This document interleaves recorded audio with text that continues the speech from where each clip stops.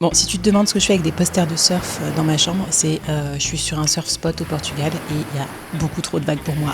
Donc je tourne des vidéos YouTube. Écoute, faut faire contre mauvaise fortune, bon cœur. Allez, c'est parti.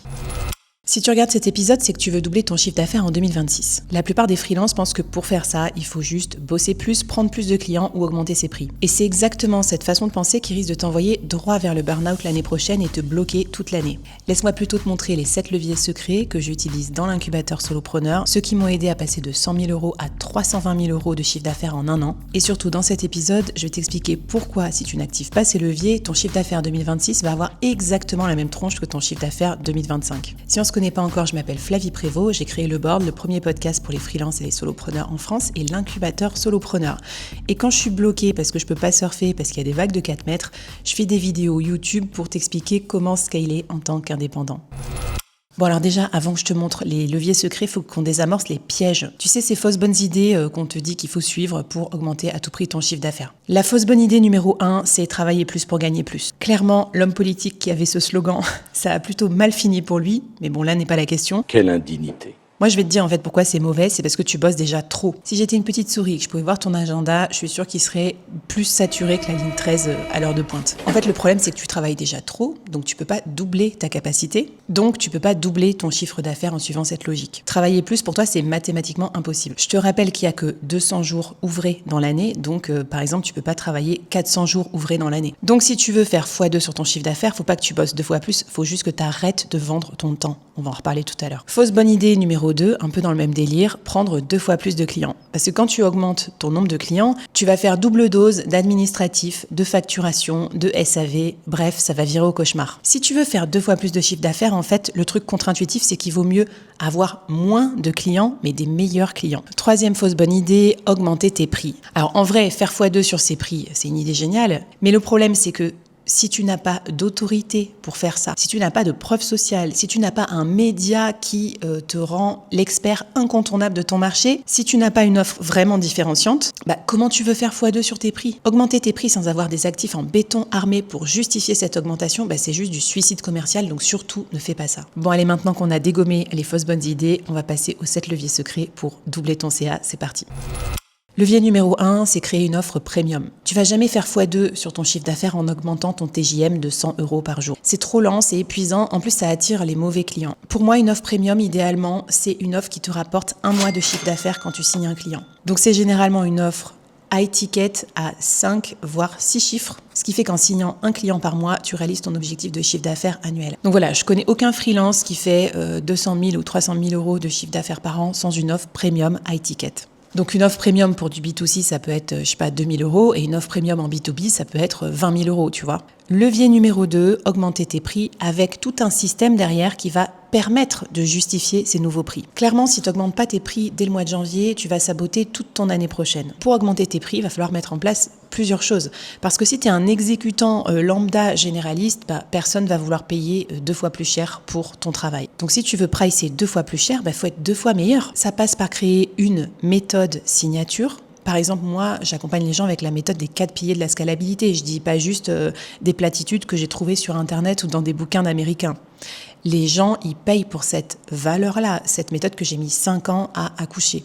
Tu peux créer aussi, bien sûr, des méthodologies pour tes clients, des frameworks. Par exemple, si tu es coach, tu crées des assessments pour mesurer leurs compétences et les aider à mieux se repérer dans la vie professionnelle. Et puis, je t'invite aussi à créer des assets, des actifs visibles en ligne. Par exemple, tu es expert, tu écris un livre qui te rend encore plus expert et qui fait que tu vas pouvoir augmenter tes prix. Si tu travailles bien tous ces points, les clients vont payer pour ta méthode et plus pour ton temps passé à la tâche. Troisième levier, construire ton média. YouTube, podcast, newsletter, écrire un livre, ce que tu veux. Si tu veux surtout ne plus jamais avoir de trou dans la raquette entre 2 missions clients et attirer un flux de clients continu, ce qu'il te faut, c'est un média. C'est-à-dire montrer régulièrement ce que tu sais faire et ce que tu vaux à tes clients cibles. Et ce qui est intéressant dans le média, c'est que ça développe ta visibilité, donc tu restes top of mind, mais surtout ton autorité.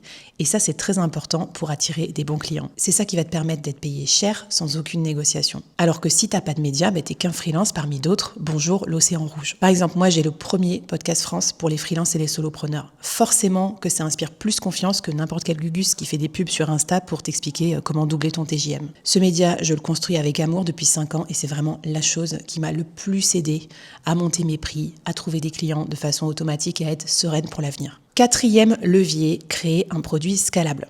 Si tu veux gagner 2 fois plus l'année prochaine sans travailler 2 fois plus, il faut juste que tu crées un produit qui se délivre sans ton intervention humaine. C'est ce qu'on appelle un produit scalable finalement. La delivery client se fait sans toi. Par exemple, une formation en ligne, tu as des vidéos préenregistrées, donc tu n'es pas obligé de redonner la formation à chaque client. Un membership, une communauté payante, donc tu crées du contenu pour une personne, 100 personnes ou 1000 personnes, ça ne te coûte pas plus cher. Un SaaS, un logiciel qui va délivrer le même service que tu faisais en freelance, mais de façon automatisée. Ou même une agence ou un collectif, tu vas faire travailler d'autres freelances en mission et tu prends une marge sur eux. Ce point-là, il est très important parce que si ton business dépend encore de tes heures facturées, tu ne peux pas indéfiniment augmenter ton chiffre d'affaires. Tu vas être très très vite à capacité, c'est-à-dire dans ton plafond de verre. 5e levier, te construire une équipe IA. Là, un peu dans la même idée que le produit scalable, si tu veux faire x2, tu dois augmenter ta capacité de production, mais ton temps de travail est contraint. Donc, qu'est-ce que tu peux faire ? Tu peux déléguer, mais ça va te coûter plusieurs milliers d'euros chaque mois, donc tu n'as pas forcément la trésorerie pour ça. Ou tu peux déléguer à l'IA, c'est-à-dire te créer une équipe IA, ce que j'appelle moi ma solo squad. Donc, c'est des agents IA, des assistants IA qui vont faire une partie de ton travail pour que tu puisses délivrer 2 fois plus en travaillant pareil, donc gagner 2 fois plus. Alors, ta solo squad, elle peut bosser en back-office, créer du contenu, prospecter des clients. Mais elle peut aussi t'aider dans la delivery de tes clients, mission client, service client, etc. En fait, en 2026, si tu restes encore complètement solo, sans équipe IA à tes côtés, tu vas te faire dépasser par tous les solopreneurs qui ont une flopée d'assistants et d'agents IA pour les aider, c'est clair. D'ailleurs, si tu veux en savoir plus sur l'IA et les solopreneurs, je te conseille cet épisode. Je te mets des vidéos complémentaires à regarder dans la description de cet épisode. Levier numéro 6, passer du travail au capital. Alors aujourd'hui, si tu es freelance, tu es sans doute dans ce mode de fonctionnement-là. Tu travailles pour tes clients, tu factures, ça s'arrête et tu dois recommencer ce cycle. Le problème avec ça, c'est que dès que tes missions clients s'arrêtent, tu n'as plus de chiffre d'affaires. Donc si tu veux doubler ton CA l'année prochaine, mais aussi que ça dure, cette performance, en 2027, en 2028, en 2030, en 2040, il faut que tu changes de système. Tu dois arrêter de bosser uniquement pour tes clients, tu dois aussi travailler pour toi. Construire ton propre capital d'entrepreneur. Alors ça veut dire quoi ? Consacrer du temps à construire un capital au lieu de juste fournir du travail. Le capital, c'est créer par exemple des systèmes qui vont pouvoir t'aider à délivrer plus vite tes missions. Par exemple, automatisation, agent IA, etc. C'est créer une méthode signature qui va t'aider à pricer plus cher. C'est créer ton média qui va t'aider à trouver des clients sans devoir prospecter. C'est créer une communauté, une audience en ligne qui va t'aider à vendre. C'est ce que j'appelle les actifs du solopreneur. Tous ces actifs que tu crées aujourd'hui vont prendre de la valeur avec le temps. Je vais prendre un exemple concret. Au début, j'avais pas de newsletter. Maintenant, j'ai une newsletter avec 10 000 abonnés. Cette newsletter, si demain j'ai envie de la revendre à une marque qui veut cibler les freelances, elle aura de la valeur. Voilà. Donc, se créer un capital, c'est travailler sur des choses qui vont prendre de la valeur demain. Et pourquoi ça va prendre de la valeur ? Non seulement parce que tu pourrais les revendre, mais surtout parce que ça va t'aider à pricer plus cher, trouver plus facilement des clients, faire plus de chiffre d'affaires avec moins d'efforts. Donc pense à créer ton capital d'entrepreneur et pas juste à te recréer un job dans lequel tu es finalement salarié de toi-même. Allez, dernier levier numéro 7, qui est un petit peu plus mindset, c'est se créer le bon entourage. On en avait parlé dans cet épisode de Solo Nation. Est-ce qu'il faut changer d'amis et de mecs pour réussir ? Mais figure-toi que cette question, elle est fondamentale pour ta future croissance. Imagine que cette année, tu as fait 50 000 euros de chiffre d'affaires en freelance. L'année prochaine, tu vises 100 000 euros.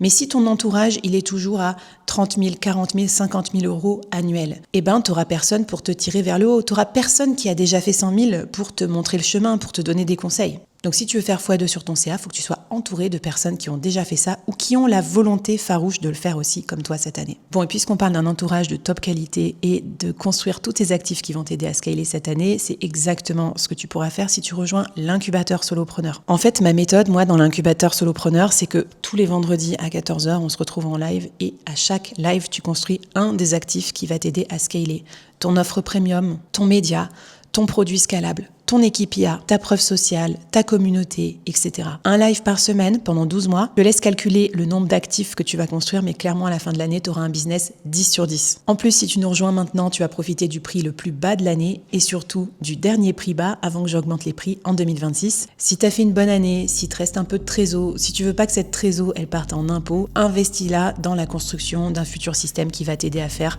x2, x3, x4, x5 pendant les prochaines années. Bon, allez, raconte-moi en commentaire, c'est quoi quoi ton objectif 2026 ? Il paraît qu'un objectif partagé a de meilleures chances de se réaliser. Merci beaucoup d'avoir suivi cet épisode. Abonne-toi à mon podcast Le Board et à la chaîne Le Board Media si tu veux d'autres conseils pour doubler ton CA et augmenter ta scalabilité l'année prochaine.